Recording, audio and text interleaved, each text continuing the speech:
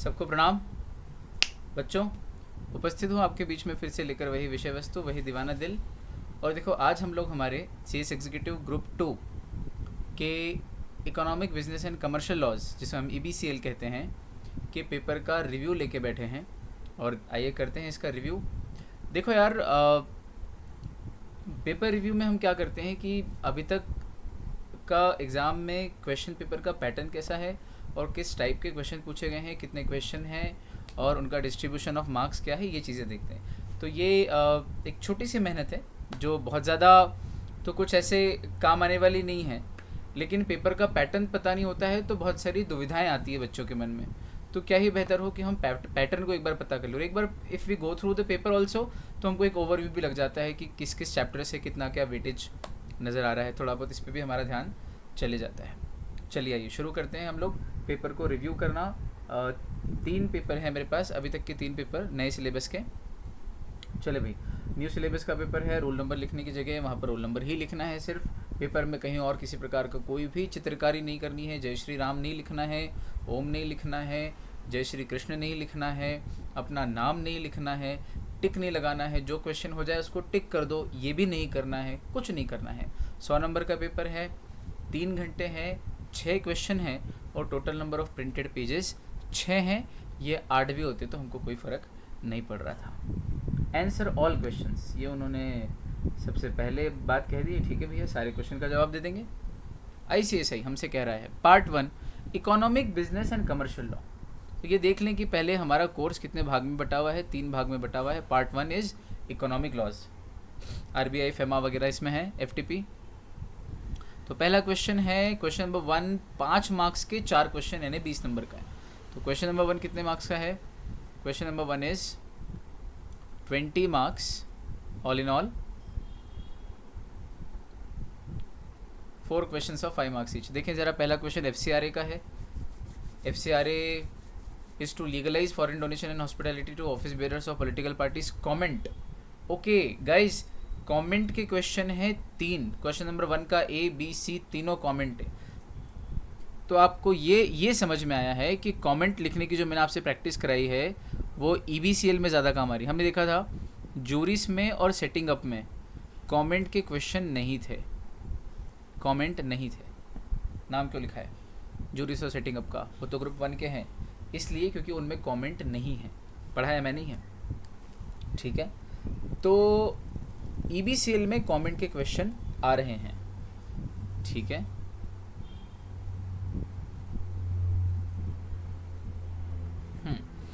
तो ये तो गलत ही है। ऐसा कुछ भी नहीं कि लीगलाइज करना है। Office bearer of political parties को तो अलाउड ही नहीं है, लीगलाइज की तो बात छोड़ो। तो आपका कमेंट देना है, आंसर मैं नहीं बताऊंगा। फिर capital goods and spares that have become obsolete वगैरह may be exported and from one special economic zone unit. तो इसको लेके डोमेस्टिक टेरिफ एरिया में भेज सकते हैं कि नहीं भेज सकते हैं, इसको लेके कमेंट है, पढ़ा है हमने। फिर prior approval of RBI is not mandatory for transfer of capital instruments from resident to non resident by way of sale, ये भी कमेंट है। तो कैपिटल अकाउंट ट्रांजेक्शन कहाँ कहाँ प्रोहिबिटेड है, कहाँ कहाँ अलाउड है, कहाँ ऑटोमेटिक रूट है, कहाँ अप्रूवल रूट है, ये हमने पढ़ा है। आपको उसके बेसिस पे कमेंट देना है। और फंक्शंस ऑफ RBI, बहुत easy question. Function of RBI straight forward question है। पहला question easy question, 5 marks each, 4 points, 4 topics, मतलब कुल 20 मार्क्स का। अगेन सेम पैटर्न है जो हमने जूरिस और सेटिंग अप में देखा था। क्वेश्चन नंबर 2 या 2A, ठीक है। यहाँ भी आपको ध्यान रखना है कि एक पार्ट अगर उठाए तो वो पार्ट पूरा करें, उसके बाद पार्ट 2, पार्ट 3 पे आए। पहले इकोनॉमिक, फिर बिजनेस, फिर कमर्शियल। अच्छा, जो पार्ट 2 है वो पूरा कंपटीशन एक्ट है, 25 नंबर का, आपको पता है बच्चों, है ना। तो अभी तो क्वेश्चन नंबर 2 है। 5 क्वेश्चन ऑफ 4 मार्क्स ईच। 2 में 5 सब पार्ट हैं, हर एक 4 नंबर का है, 20 मार्क्स। और 2A में भी 5 सब पार्ट्स हैं, 4 मार्क्स ईच। अब आप या तो पूरा 2 करो या पूरा 2A करो, ऑप्शन ऐसे दिया है। तो यहाँ क्वेश्चन FTP का दिया है। Object of service export from India scheme, SEIS, service export from India schemes के ऑब्जेक्ट क्या है, एलिजिबिलिटी क्या है अंडर FTP 2015-20, ठीक है। इजी क्वेश्चन है। NBFC क्या होती है ये बताइए। RBI के पावर क्या है for regulating and supervising the NBFCs। बहुत easy question, straight forward. NBFC क्या होती है और NBFC को रेगुलेट करने के, सुपरवाइज करने के RBI के क्या पावर्स हैं, बहुत इजी क्वेश्चन है।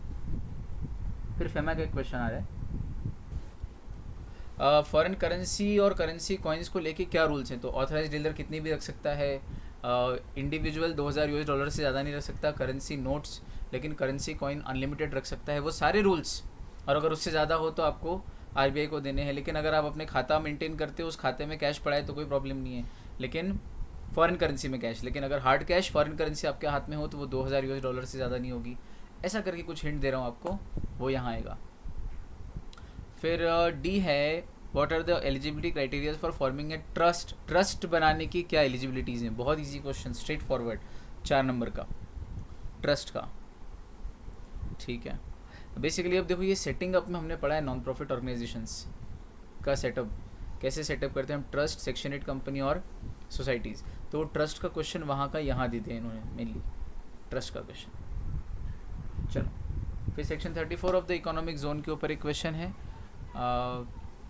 स्पेशल इकोनॉमिक जोन को मैनेज करने वाली अथॉरिटी और उनकी क्या क्या ड्यूटीज़ हैं, development commissioner, board of approval, जो भी आपको समझ में आती है। और यहाँ इस क्वेश्चन में जो भी है, मैं आंसर नहीं बता रहा हूँ, आपको लगता है कि किसी एक पर्टिकुलर एसईजेड के लिए जो भी अथॉरिटी है उसका नाम क्या है, उसके क्या पावर्स हैं, क्या मेजर्स वो लेती है, how does it operate and manages SEZ, कैसे यूनिट्स को एस्टेब्लिश करने की परमिशन होती है, इन तमाम चीज़ों को करने वाली अथॉरिटी के बारे में आप जो जानते हो आपको लिखना है। अब है क्वेश्चन 2A यानी कि ऑल्टरनेट टू क्वेश्चन नंबर 2।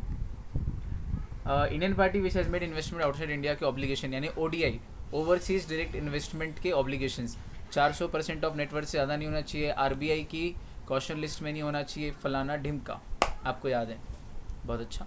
फिर है which are the organisations and person who are specifically debarred from receiving foreign contribution. वो लिस्ट याद है आपकी, प्रोहिबिशन वाली, डीबार यानी प्रोहिबिटेड, जिनको रोक लगी हुई है, कि वो कौन लोग हैं जो फॉरेन कंट्रीब्यूशन ले ही नहीं सकते। Political parties, office bearer, media house, news broadcast, newspaper, cartoonist, columnist, editor of the media company and so on and so fourth, candidates for legislature, सारे आ गए। ठीक है, question number 2A। Question number 2A का third, FEMA में authorise person कौन होता है और उसके obligation, 4 number, easy question. SEZ कौन एस्टेब्लिश कर सकता है, इंडिविजुअल या सीजी या एसजी, कौन कौन आपको पता है। फिर एनबीएफसी में जो systematically important non deposit taking company है और डिपॉजिट टेकिंग कंपनी है, उन पे वो कौन कौन है जिनके ऊपर ये वाले डायरेक्शंस अप्लाई करते हैं, ये भी हमने एनबीएफसी वाले चैप्टर में पढ़ा, और ये सेटिंग अप के एनबीएफसी में भी पढ़ा है हम लोगों ने, बहुत अच्छा। तो अब आप देखो question number 1 20 marks, question number 2 20 marks, यानी कुल मिला के ये हो गया हमारा 40 मार्क्स का पेपर, पार्ट ए। आसान है ना, तैयारी थोड़ी सी और ठोस करोगे बहुत आसान है। अब आता है पार्ट 2, जो कि सबसे सही पार्ट है, क्योंकि 25 नंबर श्योर शॉट है। इतना तगड़ा है हमारा कॉम्पिटिशन एक्ट कि 25 नंबर कहीं नहीं जा रहे हमारे। क्वेश्चन देखना आपको लगेगा कि हाँ यार, इसका पैटर्न ये है कि पार्ट 2 में 2 क्वेश्चन है, क्वेश्चन 3 और क्वेश्चन 4। क्वेश्चन 3 15 नंबर का है, क्वेश्चन 4 20 नंबर का है, तो 15 और 20 35। तो पार्ट 1 40 नंबर का, पार्ट 2 25 नंबर का, 35 नहीं 25, सॉरी। तो क्वेश्चन नंबर 3 जो 15 नंबर का है, क्वेश्चन नंबर 4 जो 10 नंबर का है, उसमें ए और बी 2 पार्ट है 5-5 नंबर के क्वेश्चन नंबर 4 में, और क्वेश्चन नंबर 3 में A B C D E 5 part है, 3 मार्क्स ईच। तो ये पैटर्न समझ में आया। Question number 1 4 question 5 marks each, question number 2 और 2A 5 question of 4 marks each, question number 3 5 question of 3 marks each, और question number 4 2 question of 5 marks each. ये pattern चल रहा है। कार्टेल की परिभाषा क्या है उसको समझाइए। दूसरा, एंटी कॉम्पिटिटिव एग्रीमेंट्स क्या होते हैं, अब्यूज़ ऑफ डोमिनेंस कैसे होता है, कॉम्बिनेशन की डेफिनेशन क्या है या कॉम्बिनेशन क्या चीज़ है, सेक्शन 5-6 हमने पढ़ा है कॉम्पिटिशन एक्ट में, और कॉम्पिटिशन एक्ट में कंज्यूमर की क्या डेफिनेशन है, तो वही है जो कंज्यूमर प्रोटेक्शन एक्ट में है। और वो क्या डेफिनेशन है, जो खुद खरीदे या दूसरे ने खरीदा हो लेकिन कंज्यूम करता हो, एंड कंज्यूमर, वो पूरा पढ़ रखा है हमने, गुड्स या सर्विसेज सब आ जाते हैं इसमें। बहुत आसान है। क्वेश्चन नंबर 3 बहुत बहुत प्यारा है, 3 मार्क्स में आपको आधा से पौन पेज मैक्सिमम लिखना है। आधा पेज भी चलेगा और थोड़ा अगर बढ़ भी जाए तो कोई दिक्कत नहीं है। 4 नंबर में आप 1 पेज लिखते हो, पौन से 1 पेज के बीच में। 5 नंबर में 1 पेज से 1.25 पेज, तो आप ये लो लिमिट हाई लिमिट बना के चलना, वैसे पेज से कोई फ़र्क नहीं पड़ता है, लेकिन बच्चे बार बार स्ट्रेस देते हैं मुझसे कि सर पेज नंबर बताइए, मतलब कितने पेजेस में हम लिखें। तो ये एक मोटा मोटा हिसाब किताब है। ऐसा सच आप पेजेस पे नहीं जाएं, और अगर कंटेंट पूरा लिखें तो that is the only way out professional exams में। लेकिन फिर भी आपके मन को संतुष्टि देने के लिए मैं पेज की संख्या बता देता हूँ। खैर, क्वेश्चन नंबर 4A 5 नंबर और 4B 5 नंबर। तो अब देखो 15 नंबर के तो हो गए 3 मार्क्स के 5 क्वेश्चन, 15 क्वेश्चन नंबर 3 में, और 5 नंबर के 2 क्वेश्चन यानी कि 10 नंबर। क्वेश्चन नंबर 4 में 10 नंबर है, तो 15 और 10 25। ये हमारा अकेला कंपटीशन एक्ट 25 नंबर का। जो अकेला कंपटीशन एक्ट अच्छे से कर ले उसको पासिंग मार्क्स जो चाहिए 40, उसमें से 25 का पूरा सही करके आ सकता है। और 50 में से अगर 50 तो एग्रीगेट के लिए चाहिए, मतलब तो 50 की अगर सोच रहे हो तो 25 तो यही आ गए, और बाकी पूरे पेपर में से आपको 25 मार्क्स लाने हैं। अच्छा सर, यहाँ भी पूरा लिखेंगे तो कोई पूरे नंबर थोड़ी आएंगे, तो फिर बचे हुए 75 नंबर के पेपर में कुछ तो लाओगे यार, टुकड़े में थोड़ा थोड़ा इधर बिट्स एंड पीसेस में। तो सारा जोड़ जाड़ के 40 तो कर ही लेना। जिनकी हालत टाइट है, जिनकी हालत अच्छी है वो 50 की कोशिश करना, और रैंकर बच्चा तो फिर कुछ भी नहीं छोड़ रहा है। तो सब तरह के बच्चों के लिए सारी बातें हैं। But in any case competition act एक अकेला ऐसा चैप्टर है जिसपे सबसे ज़्यादा स्ट्रेस देना चाहिए as far as marks is concern. छोटा सा चैप्टर है। अच्छा, डोमिनेंट पोजीशन को कोई एंटरप्राइज एंजॉय करता है या नहीं करता है, इसको देखने के लिए सीसीआई कौन से फैक्टर्स को, कॉम्पिटिशन कमीशन ऑफ इंडिया कौन से फैक्टर्स को कंसीडर करता है, एक्सप्लेन करो। 5 मार्क्स, वेरी इजी क्वेश्चन। पता है आपको उसके कॉम्पिटिटर्स को वो बाहर कर पा रहा है कि नहीं, मोनोपोली है या नहीं, प्राइस, कंज्यूमर को बेनिफिट्स, सारी बातें हिंट दिए। फिर सीसीआई क्या क्या ऑर्डर पास कर सकता है जब वो किसी भी एसोसिएशन या एंटरप्राइजेज या एसोसिएशन ऑफ एंटरप्राइजेज के बीच में जो भी अग्रीमेंट है उसको देखता है, और ये देखता है कि डोमिनेंट पोजीशन का अब्यूज़ हुआ है या नहीं हुआ है, और अगर हुआ है तो क्या ऑर्डर पास कर सकता है, किस किस तरह के डोमिनेंट पोजीशन के अब्यूज़ के तहत वो क्या क्या ऑर्डर्स पास कर सकता है, ये हमने अच्छे से पढ़ रखा है। बहुत अच्छा। तो भाई पार्ट 1 और पार्ट 2 हो गया हमारा, और कुल मिला के कितने नंबर का पेपर हो गया। पार्ट 1 जिसमें थे क्वेश्चन नंबर 1 2 40 नंबर, पार्ट 2 जिसमें क्वेश्चन नंबर 3 4 टोटल 25 नंबर, 40 और 25 65 नंबर का पेपर हम कवर कर चुके हैं, देख चुके हैं। अभी तक हमको कोई प्रैक्टिकल क्वेश्चन देखने में नहीं आया, अभी तक हमको कोई डिफरेंस बिटवीन देखने में नहीं आया। शायद अब आएंगे ये दोनों ही, ठीक। अभी तक क्या आया है देखने में, 65 मार्क्स में एक्सप्लेन आया है या फिर सीधे सीधे कमेंट आया। तो explain comment describe, explain comment describe, ये पार्ट 1 और पार्ट 2 में है। Part 3 is full of practical questions and difference between. तो जो बच्चा एक बार सारे डिफरेंस बिटवीन कर लेगा, पूरे पेपर में जितने डिफरेंस बिटवीन, इनफैक्ट पार्ट 3 के अंदर जो आते हैं, पार्ट 3 वाले जितने डिफरेंस बिटवीन है वो सारे कर ले, तो 15 नंबर के डिफरेंस बिटवीन तो उसके शॉर्ट हो गए। और प्रैक्टिकल क्वेश्चन भी स्कैनर से, प्लस मैंने जो आपको समय समय पे पढ़ाते पढ़ाते भी बनाए, देखो यहाँ पे ऐसा प्रैक्टिकल बन सकता है। इसके अलावा केस लॉ भी हम लोग डिस्कस करते, तो केस लॉ के बेसिस पे भी कोई प्रैक्टिकल क्वेश्चन बन जाता है। तो अगर ये सब आपने प्रैक्टिस कर लिया स्कैनर से, मॉड्यूल से, बुक से, तो आई एम वेरी श्योर कि आपका EBCL भी तगड़ा जाना है, कोई टेंशन वाली बात नहीं है। देखो भाई ये सिर्फ मेरे कहने से नहीं जाएगा, ऑब्वियसली लेट्स बी रियलिस्टिक, आपको मेहनत करनी पड़ेगी, मुझे भी तंग करोगे आप तो I will be more than happy. जब जो लगे वो पूछते जाना है ना, और तैयारी करते जाना बस इस तरीके से। तो क्वेश्चन नंबर 5 और 6 ये 2 क्वेश्चन हैं जो पार्ट 3 में है। इनका पैटर्न है क्वेश्चन नंबर 5 के A B C और D और E 5 पार्ट है, 4 मार्क्स ईच, मतलब 20 मार्क्स का है ये, ठीक है। और क्वेश्चन नंबर 6 के 2 हैं ऑप्शंस, या तो 6 कर लो या 6A कर लो। 6 में 5 question of 3 marks each, again 15 number, और 6A में भी 5 question of 3 marks each, 15 number. दोनों में से कोई सा भी एक कर लो, मतलब 15 नंबर का क्वेश्चन 6 है और 20 नंबर का क्वेश्चन 5 है, तो 15 और 20 35, 65 और 35 100 नंबर हो गए हमारे। ठीक समझ आ गया पेपर का पैटर्न। चलो जी, तो देखें ज़रा इसके क्वेश्चन थोड़े से। एक पेपर हम अच्छे से करते हैं शुरू में, और फिर बाकी की 2 पेपर हम लोग बस पैटर्न को मैच करते हुए चल के छोड़ देते, क्योंकि करना आपको है ये सारे paper solve. A contract for sale of land has been entered into between A and B. A transferee has paid the price into entering into possession and willing to carry out his contractual obligation as registration has. Oh, this is doctrine of part performance, transfer of property act, and it's a very easy question. Part performance का है, पूरे 4 mark, full fledged 4 number आने हैं इसमें तो, practical यार। चलो भाई इसका बी क्वेश्चन, बी पार्ट देखें ज़रा। Ticket from Delhi to New York by KLM plane, the airport authority did not find any fault in his visa and other document. However, at Amsterdam, the airport authority instituted proceedings of verification, because of which the appellant missed his flight to New York. After reaching New York, the airlines tendered apology to the appellant for the inconvenience and paid a goodwill gesture of ₹2500. Oh, इसका case law है module में, आपको उसके case law के आधार पे इस question का answer देना है। ये कंज्यूमर प्रोटेक्शन एक्ट 1986 का क्वेश्चन है, स्ट्रेट फॉरवर्ड केस लॉ इसके ऊपर, और जैसा उस केस में हुआ था वैसा का वैसे इन्होंने यहाँ पे क्वेश्चन बना कर दिया, नाम बदल दिया बस प्लेन कंपनी का। चलो अगला क्वेश्चन स्पेसिफिक परफॉर्मेंस का है कि 100 बीघाज ऑफ लैंड है, 98 बीघा ए को बिलोंग करती है, रिमेनिंग 2 बीघाज किसी स्ट्रेंजर की है, और 20 स्पेसिफिक परफॉर्मेंस आता है, सेक्शन 11-12 के आसपास लग रहा है स्पेसिफिक रिलीफ एक्ट का। अगर substantial part is performable, part which is left unperformed is very insignificant, तो इमूवेबल प्रॉपर्टी के केस में स्पेसिफिक परफॉर्मेंस मांगा जा सकता है। ऐसा कुछ मैंने आपको पढ़ाया है, सूट मेंटेनेबल है मुझे ऐसा लगता है, या आपको लगता है नहीं है, जो भी है आंसर आपको खुद से तैयार करना है। स्पेसिफिक रिलीफ का क्वेश्चन है। फिर सीधे कार्बोलिक स्मोक बॉल वाला जो क्वेश्चन है, जो केस लॉ है कॉन्ट्रैक्ट एक्ट में, वो यहाँ पे दे दिया है, कार्बोलिक स्मोक बॉल वाला, और सेम टू सेम वही बना दिया। स्मोक बॉल मतलब वो जो जैसे अपन दिवाली पे पटाखा जलाते हैं ना, तो आग लगाते हैं, गोला जैसा रहता है, बॉल जैसा, उसमें आग लगाते हैं तो फिर धुआं निकलता है अलग अलग रंग का, लाल नीला पीला, पटाखे टाइप रहता है लेकिन रंग उड़ते हैं। होली पे यूज़ करते हैं, दिवाली पे तो नहीं, तो उसको स्मोक बॉल बोलते हैं। तो स्मोक बॉल बेचती थी एक कंपनी, और फिर क्या हुआ, ये केस लॉ पूरा का पूरा मॉड्यूल में है, फाउंडेशन भी हमने देखा था। फिर है ई पॉइंट, ई क्वेश्चन मतलब क्वेश्चन नंबर 5 का ई, लास्ट क्वेश्चन, 4 मार्क्स का ये भी।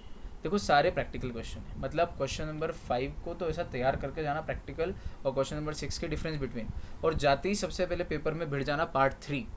ये प्रैक्टिकल क्वेश्चन दनादन सॉल्व किए, सब या तो मॉड्यूल के नोट्स के केस लॉ के बेसिस पे आएंगे, या फिर किसी न किसी ऐसे तगड़े सेक्शन जो हमारा बहुत अच्छे से पढ़ा हुआ है, और जिस पे प्रैक्टिकल क्वेश्चन भी वहीं नीचे हमने कहीं पढ़ा हुआ है। ये 98 बीघा 100 बीघा हमारा पढ़ा हुआ है, याद करो। स्मोक बॉल वाला मॉड्यूल में ऐसा कैसा दिया हुआ है ना। फिर Mohit finds the ring of Shraddha and sells it to third person. अब ये है राउलैंड वर्सेस डाइवॉल, एक मिनट, हाँ ये सेल ऑफ गुड्स का एक्ट याद करो, जिसमें वो एक कार रहती है और वो व्यक्ति दूसरे की कार चुरा के बेच देता है, implied condition as to title, ये वहाँ है। तो ये सेल वैलिड होगी या नहीं, और किसकी एक्चुअल रिंग है और किसको मिलेगी। तो श्रद्धा की रिंग है तो श्रद्धा को मिल जाएगी, क्योंकि जिसने ये रिंग चुरा के या गुमी हुई मिली है और बेची है उसको टाइटल नहीं था, तो Nemo that quad non habit लग जाएगा यहाँ पे। सेल ऑफ गुड्स एक्ट का ये क्वेश्चन है, ठीक है। हमने फाउंडेशन में रिंग वाले एग्जाम्पल लिया था एग्जैक्टली यहाँ पे, याद करो। चलो अभी क्वेश्चन 6 और 6A 2 पार्ट हैं। जो 6 है फर्स्ट पार्ट, उसमें 5 डिफरेंस बिटवीन है, स्ट्रेट फॉरवर्ड, 3 मार्क्स ईच। अब आपको मार्क्स पे नहीं जाना, जितने डिफरेंस बिटवीन हो तकरीबन सारे लिख देना। हाँ 10-12 डिफरेंस है तो 5-6 लिख देना, ठीक। 5 हो तो 5 लिख देना, 7, 8, 9, 10, 12 बन सकते हो, बहुत सारे डिफरेंस बन सकते हो। जैसे कि कंपनी वर्सेस पार्टनरशिप में 13-15 डिफरेंसेस बन सकते हैं, 13, तो आप कोई से 5-6 लिख देना 3 मार्क्स में, ठीक। लेकिन अगर 5-6 ही टोटल हो तो फिर छोड़ना मत, सभी लिख देना। 3 नंबर में 3 डिफरेंस नहीं लिखना है, ऐसा मत सोचना कि 3 ही लिखना है, जितने आते हो पूरे लिख देना। बहुत ज़्यादा हो रहे हो तो 5-6 पे आके रोक देना, ठीक, समझा दिया। पैटर्न वगैरह पे हम डिस्कशन कर ही चुके हैं, उसका भी एक वीडियो आपके सामने आएगा ही। मॉर्गेज और चार्ज में डिफरेंस पढ़ा है हमने, सेल और अग्रीमेंट टू सेल ये भी पढ़ा है, इंडेमनिटी गारंटी में ये भी पढ़ा है, negotiability versus assignability, negotiation versus assignment, foundation के नोट्स आपके पास हैं, ठीक है। इसके अलावा ये जो चैप्टर्स हैं इनके नोट्स मैंने आपको दे ही रखे हैं, negotiable instruments act, sale of goods act, और पढ़ा भी हम लोगों ने। और आखिरी है बिल ऑफ एक्सचेंज और प्रॉमिसरी नोट के बीच में difference. Full fledged 15 marks, confidence booster है क्वेश्चन नंबर 6, सब आता है आपको, बहुत अच्छा। और 6A में स्ट्रेट फॉरवर्ड एक्सप्लेन या what do you mean by the concept, इस तरह के क्वेश्चन है, स्ट्रेट फॉरवर्ड क्वेश्चन है। रेरा एक्ट के सैलेंट फीचर्स बताओ, बेनामी एक्ट में एडजुडिकेशन कैसे होता है ये बताइए, एसेंशियल कमोडिटीज़ एक्ट में सीजर और कन्फिस्केशन की कंसेप्ट को बताइए। डिफरेंस ना पूछते हुए बात वही है, इन्होंने एक्सप्लेन करके बोल दिया। इन दोनों में डिफरेंस भी पूछ सकते थे। मनी लॉन्ड्रिंग किसे कहते हैं, देखो मतलब ये कुछ चैप्टर्स हैं जो बहुत ही इंपॉर्टेंट है, लेकिन इनको 6 के और में डाल दिया। इनके ऊपर पहले तो क्वेश्चन पूछे ही नहीं ज़्यादा, और पूछे एकदम लास्ट में, वो भी 6 के और में 6A में। तो अगर आप डिफरेंस बिटवीन कर रहे हो तो आपको ये वाले फालतू के क्वेश्चन के आंसर देने की ज़रूरत ही नहीं, इसमें बहुत सारा लिखना पड़ता है।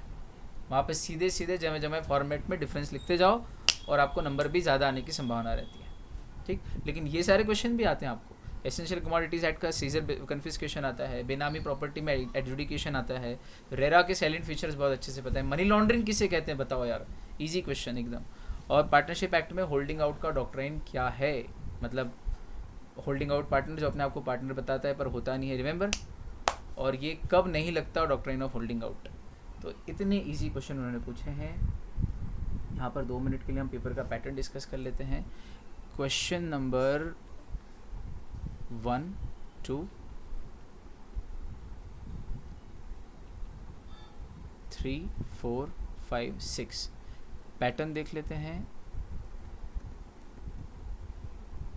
2 और 2A ये भी एक ऑप्शन है, और 6 और 6A ये भी एक ऑप्शन है।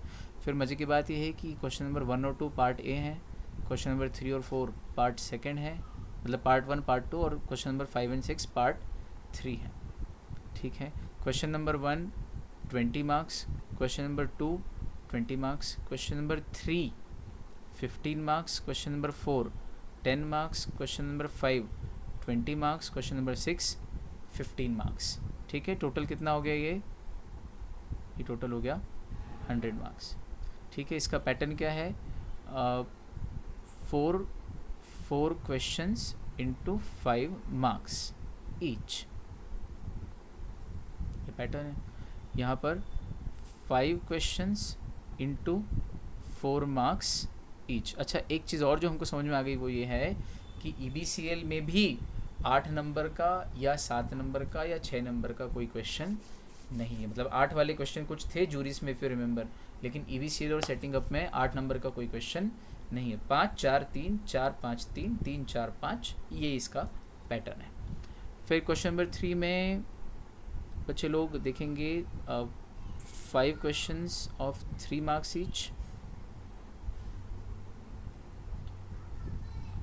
कुल तैयारी करके रखना यार। फिर यहाँ है 2 क्वेश्चंस ऑफ 5 मार्क्स ईच। फिर again 5 questions of 4 marks each, और 6th में 5 questions of 3 marks each. Okay, so this is how the paper pattern goes.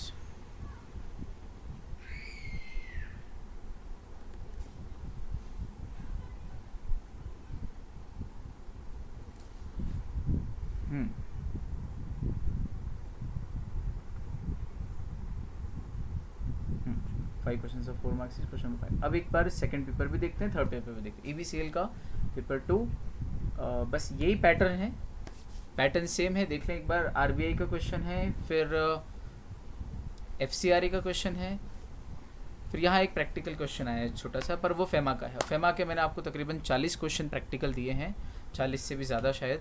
Practical plus theoretical सब तरह के, बहुत अच्छी प्रैक्टिस आपको उससे करनी है। और आखिरी में एक क्वेश्चन और है डेवलपमेंट कमिश्नर के फंक्शंस, सेस का। तो बहुत ही स्ट्रेट फॉरवर्ड क्वेश्चन है, ठीक है। 1 साल में US डॉलर 2.5 लाख लेके 2 लाख लेके जाना चाहता है। क्वेश्चन नंबर C में डॉक्टर गुप्ता थाईलैंड में रहते हैं, तो इस ये बन जाएगा क्वेश्चन। ये करंट अकाउंट ट्रांजेक्शन का है, देखना आप। चलें, फिर इसका क्वेश्चन नंबर 2 और 2A में से स्टेटस होल्डर के क्या प्रिविलेजेस हैं FTP में, 1 स्टार 2 स्टार 3 स्टार, और कितने स्टार पे कौन सा मिलता है, और आखिरी में उनकी प्रिविलेजेस पूरा लिखना है, आपको पता है क्या है ये। फिर what are the regulations relating to acceptance of deposit by NBFC। NBFC को डिपॉजिट लेने के क्या रूल्स हैं अंडर RBI एक्ट 1934, ये भी हमने पढ़ा है NBFC में। फिर प्रोप्राइटरशिप कंसर्न में what are the eligibility criteria for overseas investment by proprietorship concerns and registered trust. अगर कोई प्रोप्राइटरशिप कंसर्न या रजिस्टर्ड ट्रस्ट इंडिया के बाहर इन्वेस्टमेंट करना चाहती है तो उसकी क्या एलिजिबिलिटी क्राइटेरिया, ये हमने ODI में पढ़ा है। सेटिंग अप के ODI में पढ़ा था, और वही का वही हमने फेमा में भी लिया है। फिर point out the prohibited transaction under liberalised remittance scheme. अब लिबरलाइज्ड रेमिटेंस स्कीम का जो चैप्टर है वो करंट अकाउंट ट्रांजेक्शन में ही कवर हो रहा है पूरा, ठीक। उसके नोट जरूर मैंने आपको भेजे हैं। और वो जो करंट अकाउंट ट्रांजेक्शन 3 प्रकार के हैं जो हमने पढ़े थे, जो अलाउड हैं, जो प्रोहिबिटेड हैं, जो सीजी अप्रूवल से अलाउड हैं, जो आरबीआई अप्रूवल से अलाउड हैं, और जो प्रोहिबिटेड हैं। तो जो प्रोहिबिटेड हैं, liberalise remittance scheme out of current account transaction, वो प्रोहिबिटेड हैं, वो यहाँ पे लिखने। तो वो जो करंट अकाउंट ट्रांजेक्शन और कैपिटल अकाउंट ट्रांजेक्शन है वही लिबरलाइज रेमिटेंस स्कीम में पढ़ना है अपने को, सेम है वो। फिर आरबीआई की मॉनेटरी पॉलिसी कमेटी को कैसे इस्टेब्लिश किया जाता है, कॉन्स्टिट्यूट किया जाता है, उसके फंक्शन क्या है, हमने पढ़ा है मॉनेटरी पॉलिसी कमेटी के बारे में। फिर क्वेश्चन नंबर 2A, फेमा में जो अपेलेट ट्रिब्यूनल बनती है, एस्टेब्लिश होती है, वो कैसे होती है और उसका क्या जुरिस्डिक्शन है। Straight forward easy question. वो कौन कौन से सेक्टर हैं जिनमें foreign direct investment in India is prohibited, या सेक्टर। तो आपको पता है कि कौन कौन से सेक्टर में प्रोहिबिटेड है, या यूँ कहें कौन कौन सी एक्टिविटीज़ में। रियल एस्टेट आपको पता है, एग्रीकल्चर पता है, ट्रांसफरेबल डेवलपमेंट राइट्स हमने पढ़ा है, एफडीआई कहाँ कहाँ प्रोहिबिटेड है, नोट्स में भी है। फिर अब डेवलपमेंट कमिश्नर तो पूछा ही था इस चैप्टर में, सेस का। अप्रूवल कमेटी का भी फंक्शन और पावर पूछ लिया है। सेस में से क्वेश्चन आ रहे हैं भैया, और जनरली सेस की जो अथॉरिटी है उससे रिलेटेड क्वेश्चन आ रहे हैं। Approval committee, development commissioner, board of approval, developer, इन चारों पांचों चीज़ों को अच्छे से पढ़ लेना बच्चों। फिर एनबीएफसी को रजिस्टर करने के लिए क्या रिक्वायरमेंट्स है under RBI act, straight forward easy question. फिर penalties and punishment under FCRA. FCRA में अगर आपको अलाउड नहीं है फॉरेन कंट्रीब्यूशन लेना, या अलाउड है लेकिन फिर भी आपने कुछ झोल किए हैं, एम्बेजलमेंट की है, हेरा फेरी की है, तो क्या पनिशमेंट और पेनल्टीज़ हैं ये आपको बताना है। बहुत इजी है, 2 और 2A दोनों। फिर अगेन क्वेश्चन 3 मतलब पार्ट 2 का, बिड रिगिंग या कॉलिसिव बिडिंग की क्या सर्कमस्टेंसेस हैं, कब हो सकती हैं, मतलब क्या होती है, बेसिकली यही समझाना है। अगर कंपटीशन कमीशन के ऑर्डर को फॉलो नहीं करूँ तो क्या पेनल्टीज़ हैं, पूरा चैप्टर आपको अच्छे से करना है, पेनल्टीज़ भी पढ़ना मॉड्यूल में से। पर्सन की क्या डेफिनेशन है अंडर कंपटीशन एक्ट, तो डेफिनेशन भी सारी कर लेना कंपटीशन एक्ट की। फिर कंपटीशन कमीशन ऑफ इंडिया के सामने कौन अपीयर हो सकता है, ये भी इजी क्वेश्चन है। और वो कौन सी कंडीशन है जो कार्टेलाइजेशन के लिए कंड्यूसिव है, वो कौन सी कंडीशन है जिनमें कार्टेल जल्दी बन जाता है और कार्टेल बनाना फेवरेबल हो जाता है, मिलजुल के काम करना। तो conditions which are conducive to cartelisation. Competition advocacy किसे कहते हैं 5 नंबर। और इन्वेस्टिगेशन ऑफ कॉम्बिनेशन, सेक्शन 5-6 में जो कॉम्बिनेशन है उसका इन्वेस्टिगेशन का प्रोसीजर समझाना। ये 5-5 नंबर के 2 क्वेश्चन है क्वेश्चन नंबर 4 में। ठीक है, ये हमारा 65 मार्क्स का पेपर हुआ। फिर अब देखो प्रैक्टिकल क्वेश्चन आ गए।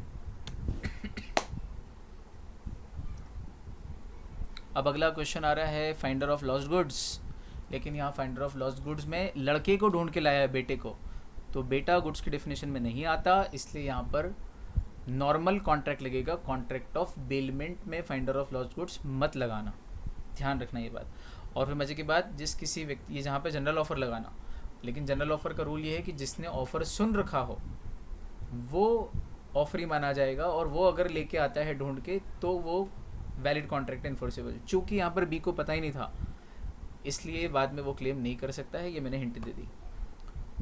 फिर एक क्वेश्चन नेगोशिएबल इंस्ट्रूमेंट टाइप का है, एक्स ने फेवर में वाई के फेवर में ड्रॉ किया है माइनर के, वाई ने उसको जेड के फेवर में दे दिया है, बैंक ने उसको डिसऑनर कर दिया है, तो जेड की क्या लीगल रेमेडीज़ हैं, यहाँ आपको माइनर वाला पोर्शन याद करके लगाना है। ठीक है, वाई माइनर होने के कारण लाइबल नहीं होगा, तो सीधे सीधे लाइबल कौन होगा, Z can hold X liable. चलो, A and B are litigating in a court of law property X के लिए यहाँ पर लग रहा है डॉक्ट्राइन ऑफ लिस्पेंडेंस। ए और बी के बीच में प्रॉपर्टी को लेकर डिस्प्यूट है, ए बीच में प्रॉपर्टी सी को बेच देता है, बाद में सूट बी के फेवर में जाती है, तो फिर सी को तो कोई टाइटल मिला ही नहीं। डॉक्ट्राइन ऑफ लिस्पेंडेंस लगा लेना और उसका आंसर देख लेना, बहुत इजी बनेगा, मैंने हिंट दे दी है। वुलन गारमेंट खरीदे हैं, goods should be according to description, sale of goods act का क्वेश्चन है। इम्प्लाइड कंडीशन वारंटीज़ में से ढूंढना कहाँ पे मिलेगा आपको, हिंट दे दिए मैंने, दोनों में से कहीं तो मिल ही जाएगा। ओके, इंडियन कॉन्ट्रैक्ट एक्ट का एक क्वेश्चन है, ये थोड़ा सा क्वेश्चन नंबर 5 का E. Avanti took out a motor car insurance from healthy trip insurance, cheque issue किया था, चेक डिसऑनर हो गया क्योंकि फंड में पैसा नहीं था खाते में, कार का एक्सीडेंट हो गया। फिर the claim of insured amount was repudiated by the company, company ने कहा कि भी, तो क्या वो इंश्योरेंस परफॉर्म हो सकता है, और whether the claim of the insured amount may be recovered from healthy trip insurance company, वो बताना है। तो इसके अंदर लगेगा फेलियर ऑफ कंसीडरेशन। जब आपने जो दिया वो चीज़ मिली ही नहीं सामने वाले को, तो फिर ये कॉन्ट्रैक्ट ही नहीं बना।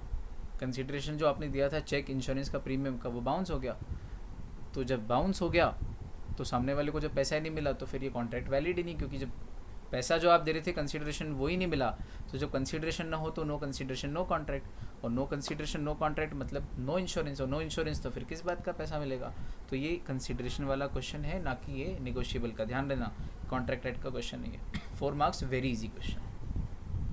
अब आते हैं क्वेश्चन नंबर 6, जिसमें डिस्टिंग्विश बिटवीन वेस्टेड और कंटिजेंट इंटरेस्ट पढ़ा है, वॉइड और इलीगल ये भी पढ़ा है, बेरर ऑर्डर ये भी पढ़ा है, को ओनरशिप और पार्टनरशिप भी पढ़ा है, और सेल और बिलमेंट भी पढ़ा है। ये तो यार बहुत कॉन्फिडेंस बूस्टर है क्वेश्चन नंबर 6। मैं तो पेपर उठाते ही सबसे पहले क्वेश्चन करने वाला हूँ अगर मेरा नंबर आए तो। 6 क्वेश्चन स्टार्ट करते हैं पार्ट 3 का, मतलब पहले पार्ट 3 उठाएंगे, उसमें भी क्वेश्चन नंबर 6 पहले करेंगे, फिर 5 करेंगे, फिर ये पार्ट 3 करने के बाद 35 नंबर का, फिर ए या बी में से जो मर्जी आएगी वो करेंगे। मेरा मानना है पर्सनली, बहुत कॉन्फिडेंस। शुरू में यार पॉजिटिविटी आ जाए पेपर में, ऐसा लगे कि 35 नंबर का पेपर 1 घंटे में पूरा कंप्लीट, बल्कि और 50 मिनट में जल्दी जल्दी। तो ऐसा लगता है कि अब से 65 मार्क्स का करना, और अभी तक का तो पूरा सही गया है। तो अब कुछ कठिन भी लगे तो माइंड फ्रेश है, दिमाग चलता है, बर्डन नहीं आता है। तो पहले वो चीज़ करना चाहिए जो बहुत अच्छे से आती हो। चलो भाई, देख रहे हैं हम लोग फिर क्वेश्चन नंबर 6 का सेकंड ऑप्शनल वाला पार्ट 6A। अलॉटी के क्या राइट्स एंड ड्यूटीज़ हैं अंडर रेरा, मतलब यहाँ आ रहे हैं सारे। देखो इसमें आप 6 वाले का जो सेकंड पार्ट है 6A, इसमें देख रहे हो आप लाइन से एक क्वेश्चन आ रहा है मनी लॉन्ड्रिंग का, एक बेनामी का, एक रेरा का, एक स्पेसिफिक रिलीफ का, एक लीगल मेट्रोलॉजी का, एक एसेंशियल कमोडिटी का। मतलब वो जो 5-6 चैप्टर का ग्रुप है, benami, RERA, specific relief, money laundering, legal metrology, essential commodities, इन 5-6 चैप्टर्स में से हर एक चैप्टर में से एक एक क्वेश्चन आ रहा है 3 नंबर ईच। मतलब आपको वेटेज पता लग रहा है इससे। देखो यहाँ महत्व था इस लेक्चर का। पेपर पैटर्न तो आप खुद भी देख सकते थे, पता लगा सकते थे, एनालाइज कर सकते थे, लेकिन साथ में क्वेश्चन भी थोड़ी डिस्कस करते जा रहा हूँ, थोड़ी हिंट देते जा रहा हूँ, प्लस कुछ एनालिसिस करके दे रहा हूँ रिव्यू में आपको कि बच्चों किस चैप्टर का क्या वेटेज निकल के आ रहा है, आपको दिख रहा है। तो मतलब बहुत ज़्यादा मेहनत कहाँ करनी है ये हमको समझ में आ रहा है। ठीक है, चलो भाई।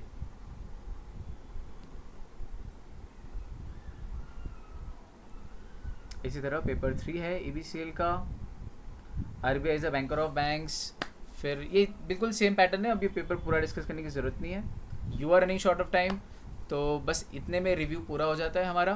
तो देख लें part 1 again 4 questions 5 marks each, question number 2 5 questions 4 marks each. ठीक है, question number 2A same pattern जा रहा है, NBFC वगैरह के 2 एक क्वेश्चन आ रहे हैं। पार्ट सेकंड पूरा कंपटीशन एक्ट है।